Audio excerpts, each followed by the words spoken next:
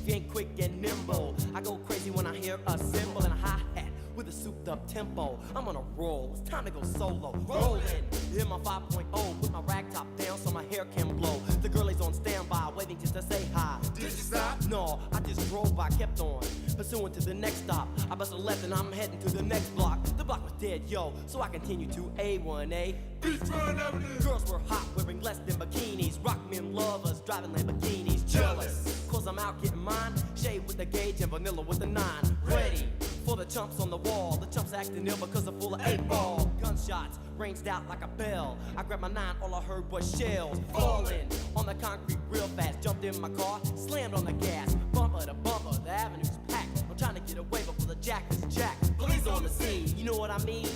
They passed me up, could run it all, the dope fiends. If there was a problem, yo, I'll solve it. Check out the hook while my DJ revolves it. Ice, ice, baby.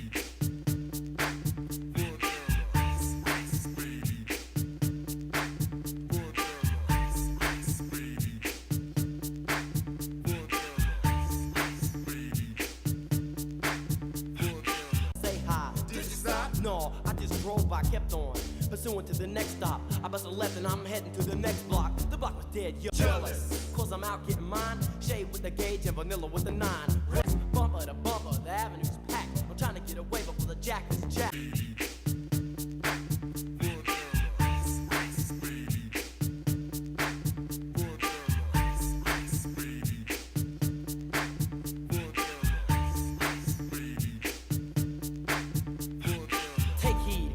Lyrical poet, Miami's on the scene just in case you didn't know it. My town that created all the bass sound, enough to shake and kick holes in the ground. Cause my style's like a chemical spill. Feasible rhymes you can vision and feel.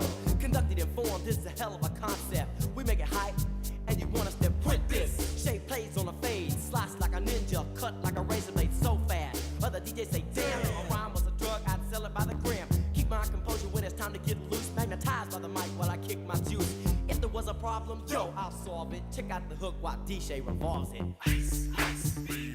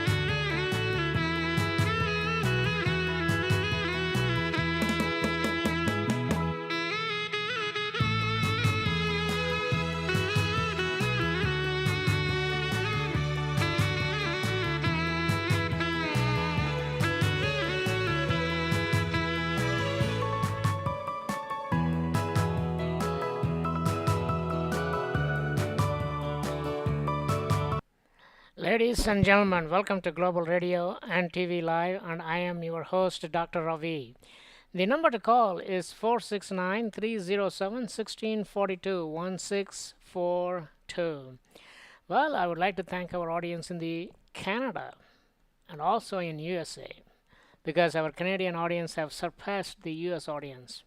And also in other countries, India, Morocco, Taiwan, Canada, of course, Sudan, Japan, Ukraine, China, and Korea.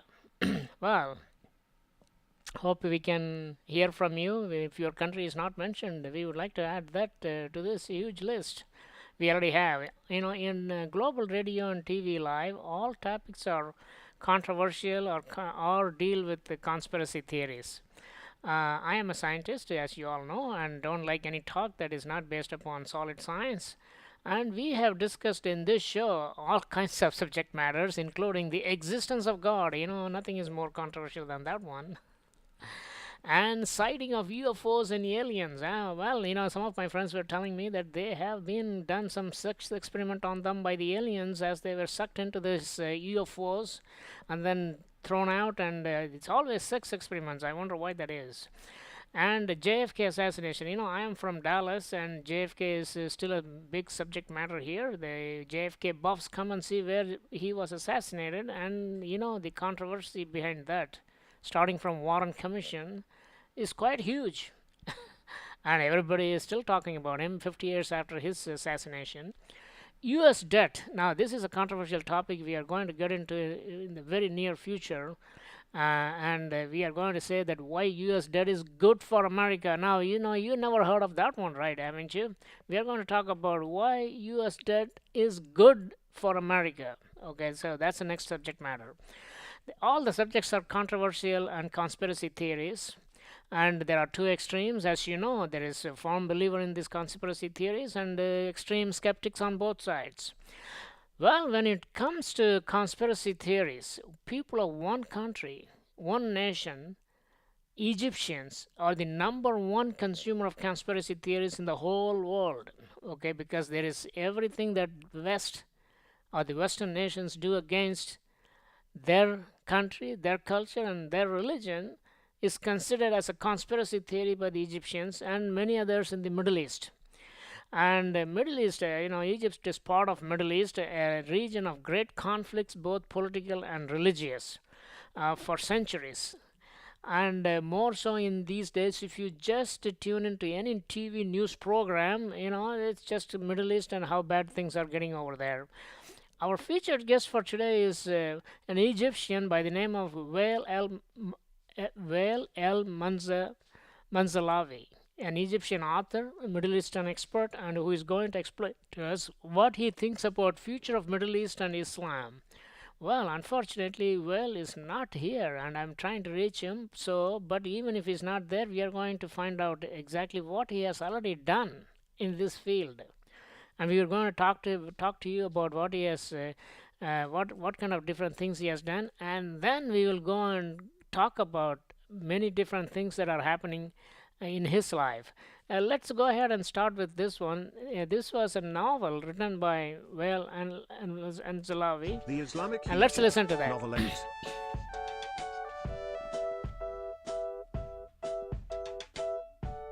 It was an expected day. For years, the Islamic symbols prevailed in Egypt. Women wore hijab in all the Egyptian cities. The mosques were very crowded throughout the day. The Islamic TV channels were in every home. The age of marriage decreased in all the Egyptian cities. The Islamic symbols prevailed all over Egypt. The Islamic politicians won the elections throughout Egypt, but they were a new and different generation of the Islamic politicians. Many previous Islamic politicians won their popularity through clash with the West.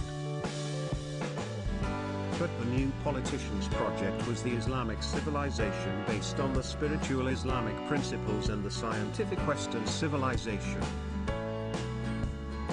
The earlier Islamic civilization respected the scientific Greek, Roman, Persian and Indian civilizations. Well, that is a very interesting point. He was talking about the earlier Islamic civilization respected the scientific, Greek, Roman, and Persian Islamic and Persian and Indian civilizations. Now that's interesting because in the next clip that I'm going to show you, my favorite astrophysicist, Neil deGrasse Tyson, he's talk about how the English in mathematics, it got the Arabic numerals. We call them the Arabic numerals. How did he get the numbers as Arabic?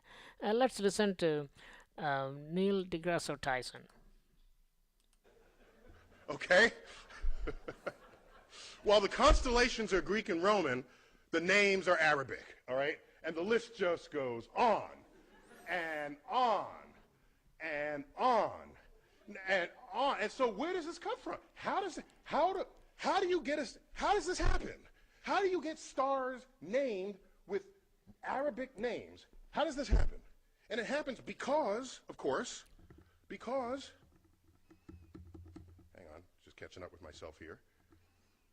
Okay? It happens because there was this particularly fertile period that Professor Weinberg duly discussed.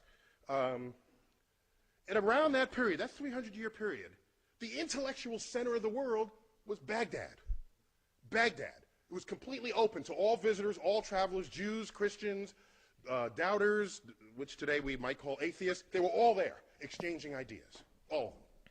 All of them. And it was that period where you had the advances in, like, engineering and biology and medicine and mathematics. All right? Our numerals are called what? Arabic numerals. They ever stop and think about that? You know, who as in America, do we take pause at this? Why are they called Arabic numerals? Okay, they fully exploit the discovery of the zero, create a whole field called algebra, itself an Arabic word. Algorithm is an Arabic word. All this is going on, and it's all traceable, not to some long 1,000-year tradition in Islam. It's traceable to this 300-year period. This 300-year period. And then, so they had naming rights. The most expensive, beautifully carved astrolabes come out of this period. There's a great collection of these at the Adler Planetarium in Chicago, if you ever want to check them out. So navigation, celestial navigation, all of this is traceable to this period. And so something happened. And what happened, as was previously described, I was told, and forgive me for repeating from what you might have heard, 12th century kicks in, and then you get the influence of this scholar, Al-Ghazali. All right? And so out of his work, you get the philosophy that mathematics is the work of the devil. And nothing good can come of that philosophy. That, combined with other sort of codification, philosophical codifications of what Islam was and would become, the entire intellectual foundation of that enterprise collapsed, and it has not recovered since. Over that period, all these books were translated into Arabic on a scale not seen since then. And so why am I even going here? Because I'm trying to explain to you that you fast forward, the dangers here is that you fast forward to 21st century America and ask, what influences are we feeling now? Because that period, that naming period in Islam stopped and it never recovered. Because the way of thinking about the natural world, revelation replaced investigation. Okay? So I fast forward to 21st century, and what do you find? You get things like this. Okay? This is in America. All right? So now, what I find interesting is it's a level of passion that it requires to actually do it. You got to, like, pay for this. Okay? A sensitivity to the money aspect of it. But we all know tomorrow's economies will be founded on innovations in science and technology, and of course that gets cut short if we lose our civilization, as what happened in Islam in 1100. And the last thought I'll leave you with, which concerns me greatly. So, ladies and gentlemen, you heard what Neil deGrasse Tyson was talking about, the downfall of the scientific development in the Islamic world after Imam Hamid al-Ghazali started promoting the idea that mathematics and all the scientific subjects are the work of devil, and that you can see the result of that in this century. That effect has not gone, has not been changed all these years, simply because they were not allowed to practice science, and they were told that all the answers to human problem, conditions, future, past, present, everything is contained in the holy book. Therefore, there's no need to do any scientific work. So naturally, you can see that as Neil deGrasse Tyson was saying, that the number of Nobel laureates from the Islamic world is so small simply because they don't believe the Western science. They don't believe there is evolution. Well, we cannot blame them so much, because we do have right now in this country people who don't believe in evolution either. So considering that fact that they were kept under those kind of dark ages for all these years, it has a heavy toll on the life of people there, because as you can see that people are killing each other because they don't see any future for them, any hope for them, and therefore it is getting worse every day. But let's get back to our friend Wael El-Manzalawy, Manzalawi. And if I'm sorry if I pronounce your name wrongly, you haven't shown up, so we are going to continue without you, by the way. Now, I found out that Wael El-Manzalawy is going to talk to us about Islam and Egypt, and Islam and Egypt are interesting subject matter. I was going to ask him these questions. Perhaps if he's watching later on, he can write down these questions so that we can come back and talk about it. Egyptian religion was a religion that was there since the pharaohs and since the pyramids and all, and since that time, they have been conquered by the Christians and then later on by the Islamic warriors, and they become completely almost 90% Muslim as of today, and there is a 10% of the population is Coptic Christians. And therefore, whenever there is a Muslim majority exists in any nation, any country, there is a significant discrimination against the minorities, and Coptic Christians are no exception to this rule. So they were experiencing quite a bit from the Muslim Brotherhood. Well, if I can ask him the question, what is the current status, and what is the status of Muslim Brotherhood? Are they still making a lot of money and continue to promote their way of life? Are they planning to convert all the Coptic Christians into Muslims? So this is the question our audience would like to know. Now, the other question I wanted to ask you is that Egypt, to my favorite subject matter, has always been their interest in conspiracy theories. One of the things that you can remember her, Princess Diana.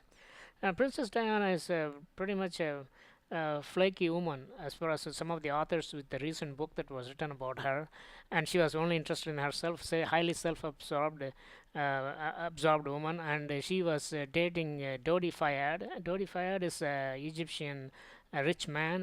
His father is Muhammad Al-Fayed, who owns the Harrods departmental store in London and other parts of England.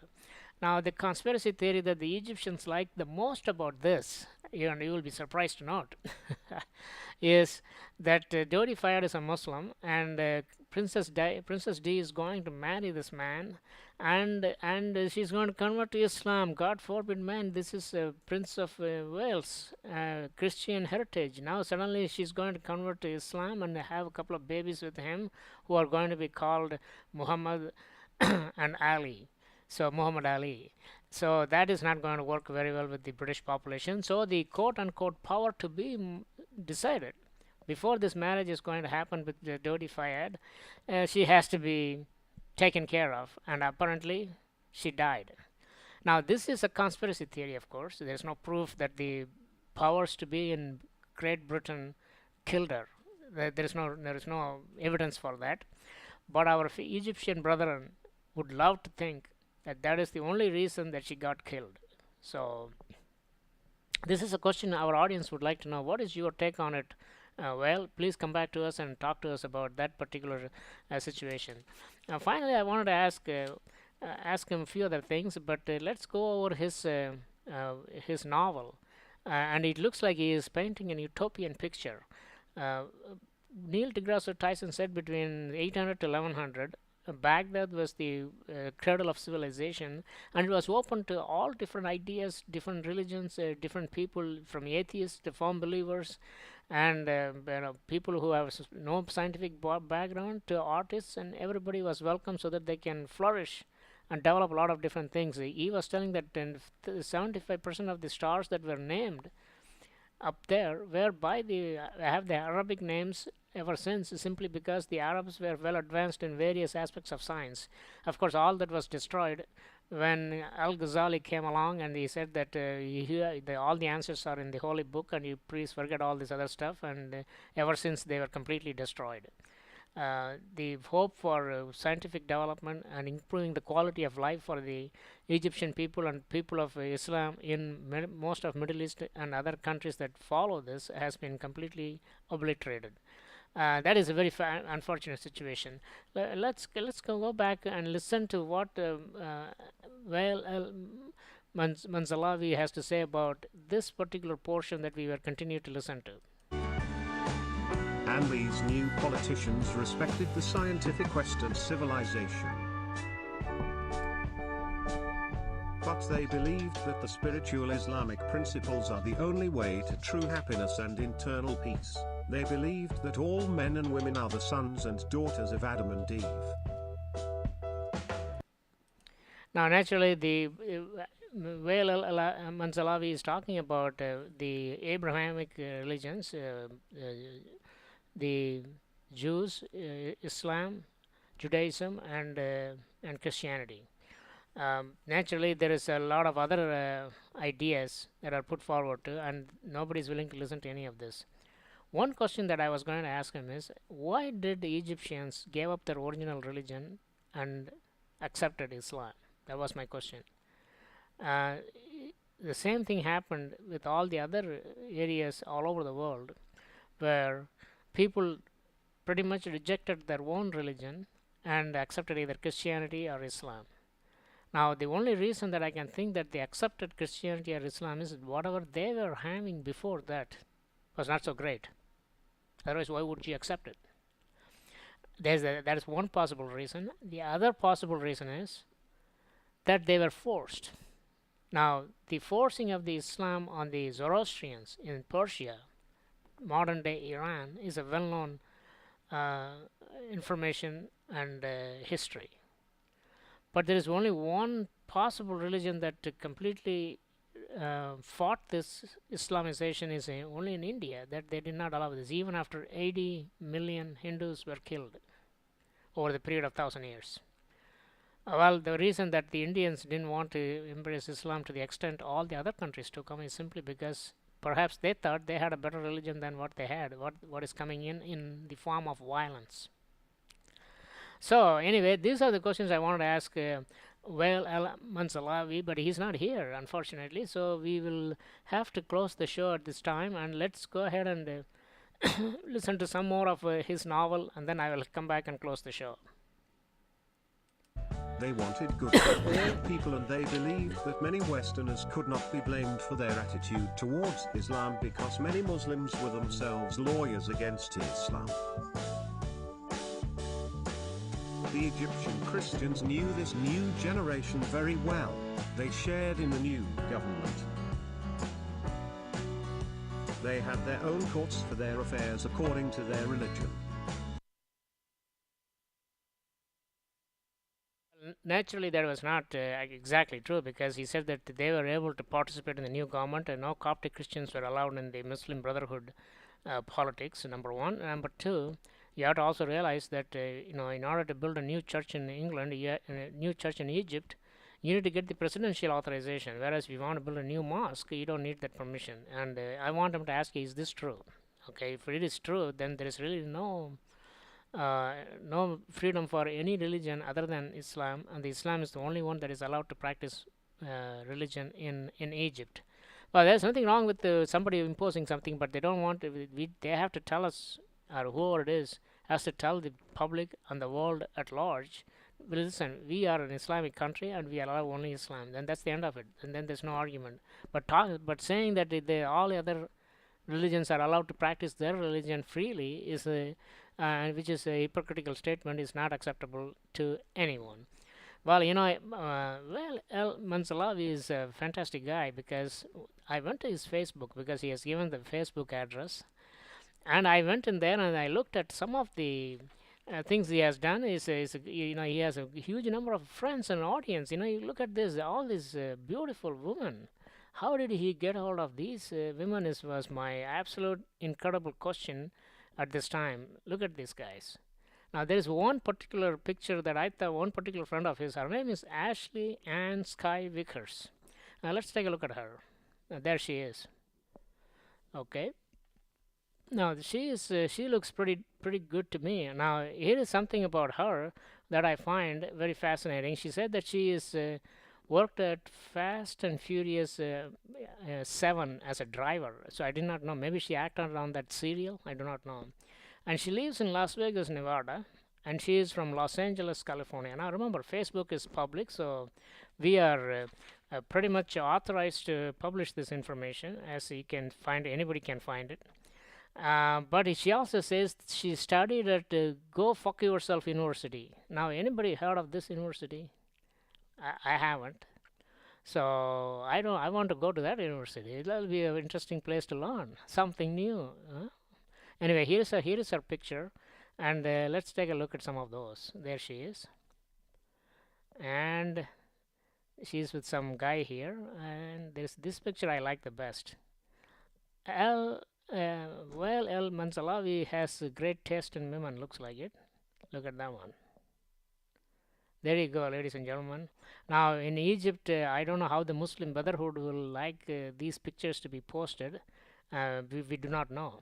Apparently, in any culture of that sort, you have to cover your ears and not show your legs.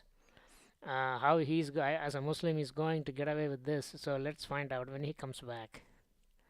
All right, ladies and gentlemen. So here is where we are. Let's continue with his novel a little bit more.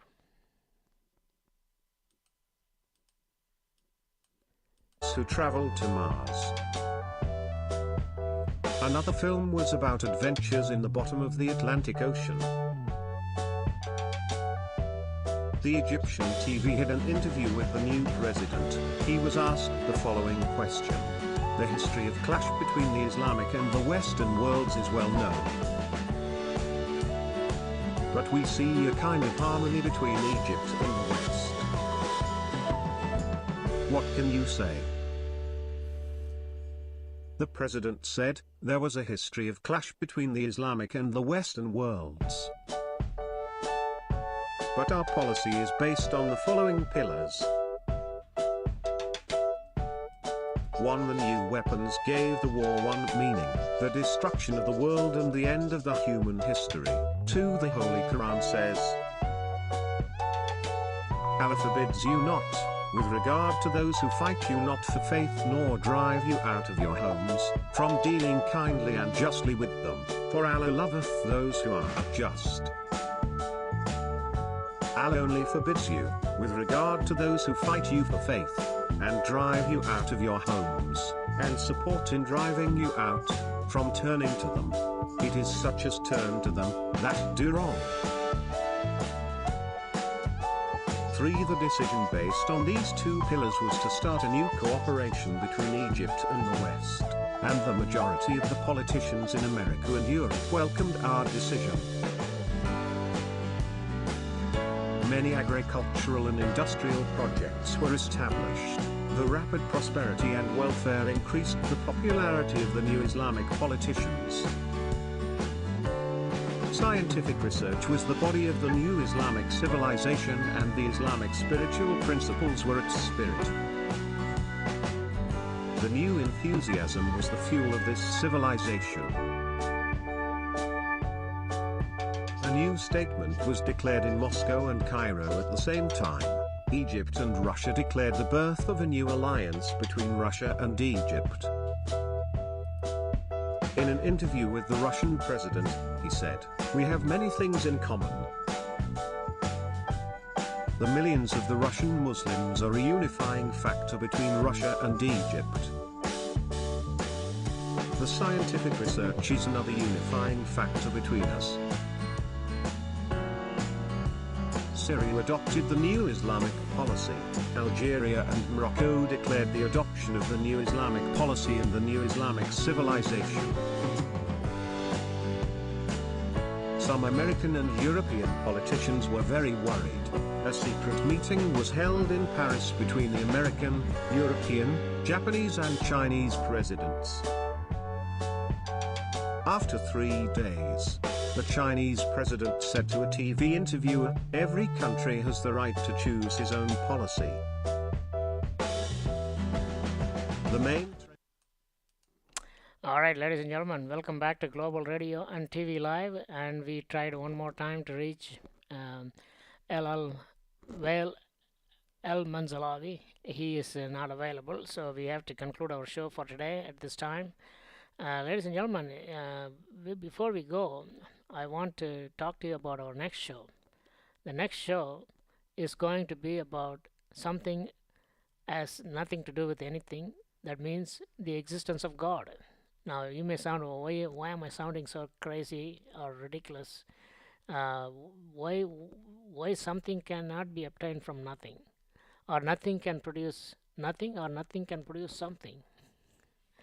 Well, that is the question we are going to answer. We are going to have two fantastic guests who are going to talk about this particular subject matter, and we will be right back. And if you have any questions, please email us or shoot us a SMS to 469-307-1642 We look forward to hearing from you again on next Monday at 12:30 Central Time. Ladies and gentlemen, thank you so much for listening to us.